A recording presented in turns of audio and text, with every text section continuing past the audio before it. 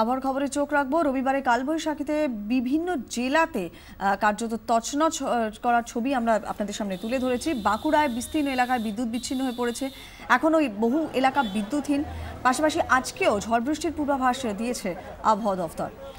বর্ধমানের ছবিটাও অনেকটা একই রকম, কার্যত গোটা জেলা বিদ্যুৎ বিচ্ছিন্ন। একাধিক গাছ ভেঙে পড়েছে, কোথাও কোথাও বিদ্যুতের খুঁটি উপড়ে গিয়েছে। বর্ধমান শহরের জেলা শাসকের দফতরেও গাছ ভেঙে পড়েছে। কালনাতে গাছ পড়ে 3 জন আহত হয়েছেন। রায়না, আউশগ্রাম, ভাতার, মেমারি, খণ্ডঘোষ সব জায়গাতেই ব্যাপক ক্ষয়ক্ষতি। এই ব্যাপক ক্ষয়ক্ষতির ছবি ধরা পড়েছে হুগলিতেও। চুঁচুড়া, চন্দননগরে রবিবার রাতেই জনজীবন বিপর্যস্ত হয়ে পড়ে। খুঁটি উপরে বিদ্যুৎ বিচ্ছিন্ন হয়ে যায় বহু এলাকায়। রাত পর্যন্ত চন্দননগরে বিদ্যুৎ আসেনি। সকালে ধীরে ধীরে বহু জায়গাতে পরিস্থিতি স্বাভাবিক করার চেষ্টা করেছে প্রশাসন। তবে গ্রামীণ হুগলির চিত্রটা সম্পূর্ণ আলাদা। সেখানে ঝড়ে এতটা ক্ষয়ক্ষতি হয়নি, বহু জায়গাতেই ঝিরঝিরে বৃষ্টি হয়েছে।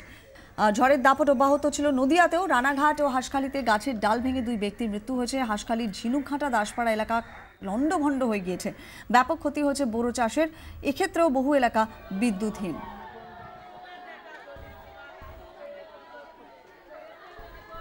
পূর্ব মেদিনীপুর, পূর্ব বর্ধমান, হুগলি, নদিয়া এবং বাঁকুড়া 4টি জেলার ছবি আপনারা দেখতে পাচ্ছেন। সব জায়গার চিত্রটা মোটামুটি একই রকম। বিদ্যুতের খুঁটি উপড়ে গিয়ে বিদ্যুৎ বিচ্ছিন্ন বেশিরভাগ এলাকা, লণ্ডভণ্ড হয়ে গিয়েছে প্রত্যেকটি জায়গায় কালবৈশাখীর দাপটে। আজকেও পূর্বাভাস দিয়েছে আবহাওয়া দফতর, আজকেও বিকেলের দিকে ঝড় বৃষ্টির সম্ভাবনা রয়েছে।